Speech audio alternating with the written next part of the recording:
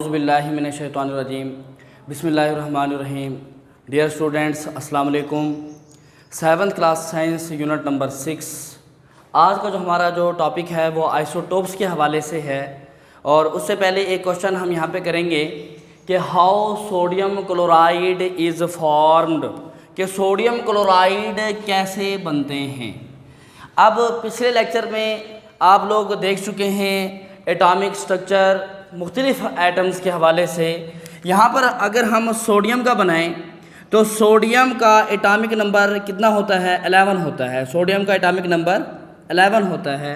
इसकी स्ट्रक्चर हम बनाएं तो यहाँ पर ये प्रोटॉन और न्यूट्रॉन मौजूद होंगे इसकी न्यूक्लियस में, और ये न्यूक्लियस के इर्द गिर्द जो रास्ता होगा उसको हम कहते हैं शेल, जिसमें इलेक्ट्रॉन रिवॉल्व करते हैं। ये इसका दूसरा शेल, ये इसका तीसरा शेल। अब सोडियम का एटॉमिक नंबर हमारे पास 11 है और इसका मास नंबर 23 है। इस हिसाब से सोडियम के अंदर जो प्रोटॉन की तादाद है वो हमेशा, अब यहाँ पर सोडियम के नीचे क्या लिखा हुआ है? 11, उसे एटॉमिक नंबर कहते हैं। और एटॉमिक नंबर की तादाद और प्रोटॉन की तादाद आपस में बराबर होती है। तो प्रोटॉन 11 हो गए। जितनी प्रोटॉन की तादाद होती है उतने ही इलेक्ट्रॉन की तादाद होती है, यानी कि फर्स्ट शेल में 2 इलेक्ट्रॉन होंगे और दूसरे शेल में 8 इलेक्ट्रॉन इसके अंदर पाए जाएंगे। अब पहले शेल में 2 इलेक्ट्रॉन तो अगले शेल में 8, तो टोटल कितने हो गए? 10।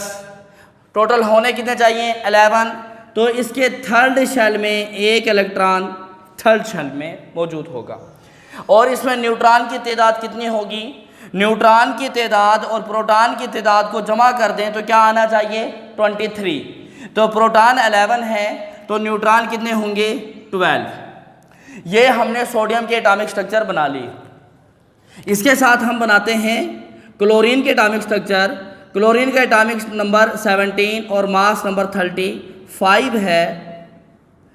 तो हम यहाँ पे ये देखते हैं कि ये इसका प्रोटॉन और न्यूट्रॉन न्यूक्लियस, ये पहला शेल, ये दूसरा शेल,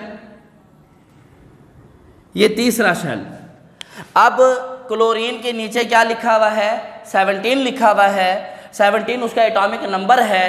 एटॉमिक नंबर्स का मतलब ये है कि जो एटॉमिक नंबर है वही प्रोटॉन की तादाद होगी इजिकल टू 17, और जो प्रोटॉन की तादाद होती है वही इलेक्ट्रॉन्स की तादाद होती है, यानी कि 17 इलेक्ट्रॉन हैं। तो पहले शेल में 2 इलेक्ट्रॉन और दूसरे शेल में 8 इलेक्ट्रॉन।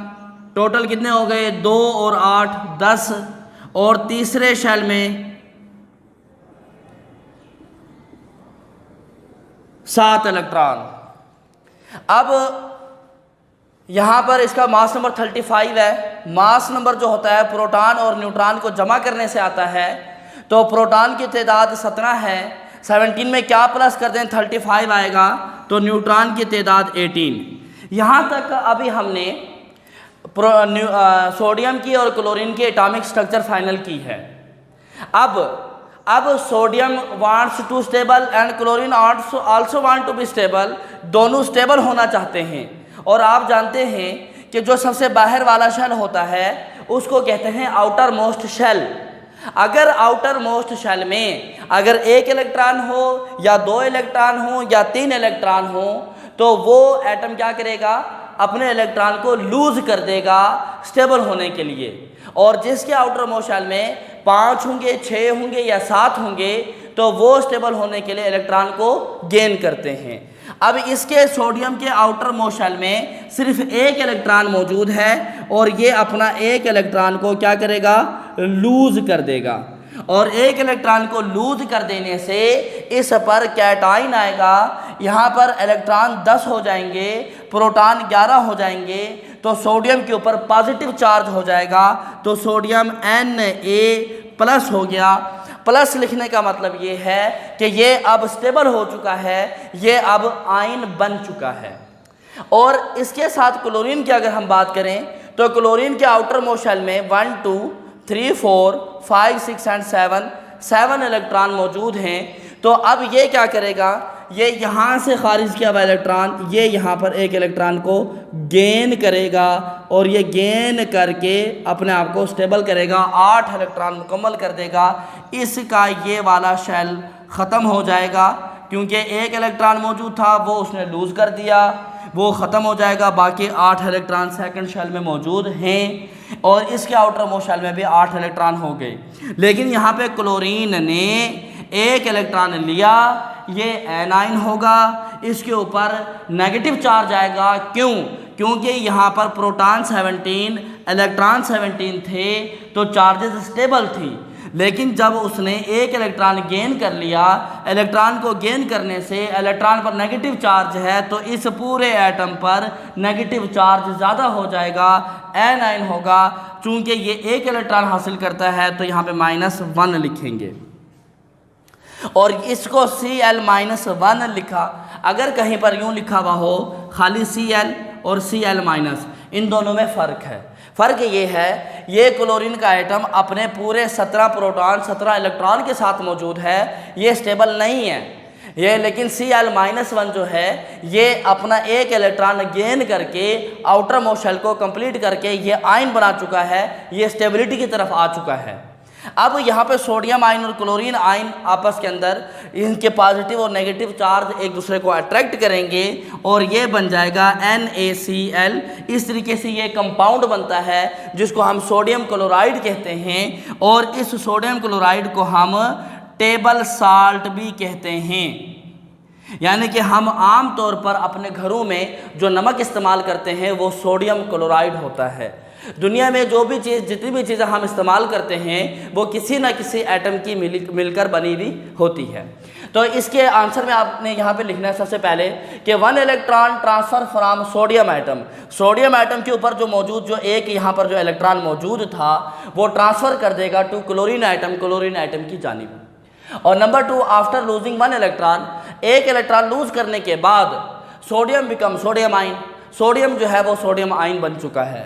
और नंबर 3 पे chlorine item gain 1 electron, chlorine item ने एक इलेक्ट्रॉन ये वाला गेन किया, इलेक्ट्रॉन को गेन करने से बिकम्स क्लोराइड आइन, ये क्लोराइड आइन बन चुका है Cl- के साथ। नंबर 4 पर negative and positive ion attract each other to form sodium chloride. Negative और पॉजिटिव जो हैं आइन्स आपस को अट्रैक्ट करते हैं और वो sodium chloride common salt table salt का एक कंपाउंड बन जाता है। इसके बाद हमारा नेक्स्ट सवाल है डिफाइन आइसोटोप्स। आइसोटोप्स किसे कहते हैं? आइसोटोप एक सेम एलिमेंट का सेम एटॉमिक नंबर, मतलब कहने का ये है कि एक एटम होगा उसका एटॉमिक नंबर तो वही रहेगा, क्योंकि एटॉमिक नंबर का मतलब ये है नंबर ऑफ प्रोटॉन और नंबर ऑफ प्रोटॉन का मतलब है नंबर ऑफ इलेक्ट्रॉन। तो इलेक्ट्रॉन और प्रोटॉन ये हमेशा बराबर ही रहते हैं। तो अब एटॉमिक नंबर उसका सेम हो लेकिन मास नंबर तब्दील हो जाए तो उसको हम कहते हैं आइसोटोप। अब फर्ज ये करते हैं कि अगर एटॉमिक नंबर तो सेम है, अब एटॉमिक नंबर सेम का मतलब ये है कि प्रोटॉन की तादाद सेम है, मास नंबर चेंज है। मास नंबर किसके बराबर होता है? आप जानते हैं कि mass number is equal to proton plus neutron. Proton और न्यूट्रॉन को जमा कर दें तो वो मास नंबर बनता है। अब एटॉमिक नंबर चेंज नहीं हो रहा, एटॉमिक नंबर सेम है। एटॉमिक नंबर सेम का मतलब ये है कि प्रोटॉन जो है वो नॉट चेंज, प्रोटॉन की तादाद तब्दील नहीं हो रही है, बल्कि किसकी तब्दील हो रही है? न्यूट्रॉन की तादाद जो है वो चेंज हो रही है। जब न्यूट्रॉन की तादाद तब्दील होगी तो उससे किसके ऊपर फ़र्क पड़ेगा? उससे फ़र्क पड़ेगा मास नंबर पे, क्योंकि प्रोटॉन तो चेंज नहीं हो रहा। अगर प्रोटॉन चेंज होगा तो फ़र्क एटॉमिक नंबर पर पड़ेगा। तो एटॉमिक नंबर डेफिनेशन ये है कि सेम एटॉमिक नंबर, कि उसका जो एटॉमिक नंबर है वो सेम रहे बट डिफरेंट मास नंबर, लेकिन उसका जो मास नंबर है वो चेंज हो जाए। एग्जाम्पल के तौर पर प्रोटियम, ये हाइड्रोजन के आइसोटोप्स हम बता रहे हैं आपको। अब इसकी स्ट्रक्चर कुछ यूं है कि ये न्यूक्लियस, ये एक शेल, ये न्यूक्लियस, ये उसका एक शेल, ये न्यूक्लियस, ये उसका एक शेल। और न्यूक्लियस में किसकी तादाद होती, कौन कौन होते हैं? प्रोटॉन और न्यूट्रॉन, प्रोटॉन और न्यूट्रॉन, प्रोटॉन और न्यूट्रॉन मौजूद हैं। अब अगली बात ये है कि नीचे यहाँ पर हाइड्रोजन 1, हाइड्रोजन 1, हाइड्रोजन 1, मतलब नीचे वाली जो तादाद होती है वो किसकी होती है? एटॉमिक नंबर की होती है, वो चेंज नहीं हो रहा, ऊपर वाले चेंज हो रहे हैं 1 2 3। दैट मीन्स अब हम यहाँ पे यूँ करते हैं कि एटॉमिक नंबर 1, तो प्रोटॉन कितना हुआ? 1, atomic number 1 proton 1, atomic number 1 proton 1। अगर प्रोटॉन 1 है तो इलेक्ट्रॉन भी कितने होंगे? 1 1 1। अंडरस्टूड हो गए? अब यहाँ पर इसका मास नंबर कितना है? 1। तो प्रोटॉन जमा न्यूट्रॉन, तो प्रोटॉन 1 है तो न्यूट्रॉन कितना हो जाएगा? 0 हो जाएगा। 1 + 0 1। तो ये प्रोटियम है जिसमें न्यूट्रॉन 0 है। ड्यूट्रियम, ये अगला आइसोटोप है उसका। अब उसका मास नंबर कितना है? 2 है, तो प्रोटॉन 1 और न्यूट्रॉन भी 1, दोनों 1 1 हो जाएंगे, मतलब न्यूट्रॉन की तादाद चेंज हो रही है। ट्राइटियम में ऊपर वाला मास नंबर 3 है, एटॉमिक नंबर प्रोटॉन 1 है, तो क्या जमा कर देंगे? 2, तो न्यूट्रॉन की तादाद कितनी हो जाएगी? 2 हो जाएगी। तो जब न्यूट्रॉन की तादाद चेंज होगी उससे मास नंबर चेंज होगा, लेकिन उसका जो एटॉमिक नंबर है वो सेम रहेगा। तो एक ऐसा एटम जिसका एटॉमिक नंबर तो सेम रहे लेकिन उसका मास नंबर तब्दील हो जाए उसे हम कहते हैं आइसोटोप्स। और ये तब्दील किस वजह से होते हैं? नंबर ऑफ न्यूट्रॉन्स की वजह से। यहाँ पर हम वो लिखते हैं कि प्रोटियम की डेफिनेशन के अंदर, यानी कि प्रोटियम हैविंग 0 न्यूट्रॉन, इसके अंदर न्यूट्रॉन की तादाद 0 है। ड्यूट्रियम हैविंग 1 न्यूट्रॉन, अगर 1 न्यूट्रॉन आ जाए तो उसको हम क्या कहेंगे? ड्यूट्रियम कहेंगे। और ट्राइटियम हैविंग 2 न्यूट्रॉन्स, अगर उसके अंदर 2 न्यूट्रॉन्स हो जाएं तो उसे हम क्या कहेंगे? उसे हम ट्राइटियम कहेंगे।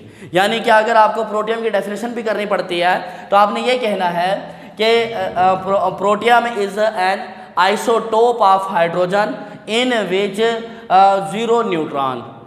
Deuterium is isotope of hydrogen in which 1 neutron and 1 proton. और tritium is the isotope of hydrogen having या in which 1 proton and 2 neutrons. इसके बाद कुछ आइसोटोप्स के यूजेज हैं। ये कार्बन 14, कार्बन ऐसे ही ना, कार्बन के भी आइसोटोप्स हैं। कार्बन 6 तो सबके साथ रहेगा, यानी कि कार्बन के आइसोटोप्स कार्बन 6, कार्बन 6, कार्बन 6, क्योंकि एटॉमिक नंबर इसका चेंज नहीं होता, लेकिन इसका जो मास नंबर है वो तब्दील हो जाएगा। 12, 13 और 14, ये 12, ये 13, ये 14, ये चेंज किसकी बदौलत हो रहे हैं? ये न्यूट्रॉन की वजह से चेंज हो रहे हैं, क्योंकि इसका एटॉमिक नंबर 6 है तो प्रोटॉन वही रहेगा। जब प्रोटॉन वो रहेगा तो अंदर किसकी साथ, प्रोटॉन में किसको जमा करेंगे? तो मास नंबर है न्यूट्रॉन को, तो न्यूट्रॉन चेंज होता जाएगा तो मास नंबर उसके चेंज होते चले जाएंगे। अब इसमें कार्बन 14 है। कार्बन 14 एक ऐसा आइसोटोप है जो हम एज ऑफ प्लांट्स, पौधों की उम्र, बहुत पुराने जो दरख्त हो जाते हैं, इस आइसोटोप की मदद से उन पुराने पौधों की उम्र मालूम करने के अंदर हम इस्तेमाल करते हैं। जैसे नाइट्रोजन 15 है, पौधों में नाइट्रोजनस फर्टिलाइज़र यानी कि जो खाद वगैरह हम डालते हैं कितनी एब्जॉर्ब कर रहे हैं, कितनी ज़रूरत है, कितनी होनी चाहिए, कितनी नहीं होनी चाहिए, वो स्टडी करने के लिए नाइट्रोजन 15 आइसोटोप को यूज़ करते हैं। ऐसे सोडियम 24 हमारी बॉडी में ब्लड की सर्कुलेशन किस लेवल की है, ज़्यादा हो रही है, कम हो रही है, ब्लड का क्या लेवल चल रहा है, तो उसके बारे में स्टडी, सर्कुलेशन ऑफ ब्लड, हम सोडियम 24 को यूज़ करते हैं। फास्फोरस 32 ब्लड कैंसर या हड्डियाँ जो है वो फास्फोरस की, कैल्शियम की बनी हुई होती हैं, तो हड्डियों की कोई बीमारी है या कोई ब्लड कैंसर है उसको स्टडी करने के लिए या ट्रीटमेंट के अंदर हम फास्फोरस 32 एक आइसोटोप है उसको यूज़ करते हैं। Chromium 51 is use to red blood cells in patient, यानी कि एक खून में रेड ब्लड सेल्स की तादाद कितनी है, ज़्यादा या कम, और उस हिसाब से उसके पेशेंट के अंदर रेड ब्लड सेल को स्टडी करने के लिए क्रोमियम 51 को यूज़ करते हैं। आयरन 59, आयरन की एब्जॉर्प्शन ह्यूमन बॉडी में कितनी है, कितनी मिकदार में होनी चाहिए, उसको स्टडी करने के लिए आयरन 59 यूज़ करते हैं। कोबाल्ट 60 कैंसर ट्रीटमेंट में यूज़ होता है। आयोडीन 131 एक बीमारी है जिसको हम गलहड़ की बीमारी कहते हैं, जिसकी वजह से गले के ये मोटे हो जाते हैं, यानी कि यहाँ पे जो थाइलाकाइड ग्लैंड्स होते हैं। तो अब उसकी बीमारी को डायग्नोज करने के लिए, फिर उसको ट्रीट करने के लिए हम ये जो एक आयोडीन 131 आइसोटोप है, हम इसको इस्तेमाल करते हैं। तो ये क्वेश्चंस आज का हमारा टॉपिक्स के अंदर थे। आपने इसको याद भी करना है, अच्छी तरीके से इसको होमवर्क भी करना है। Wish you best of luck. Thank you.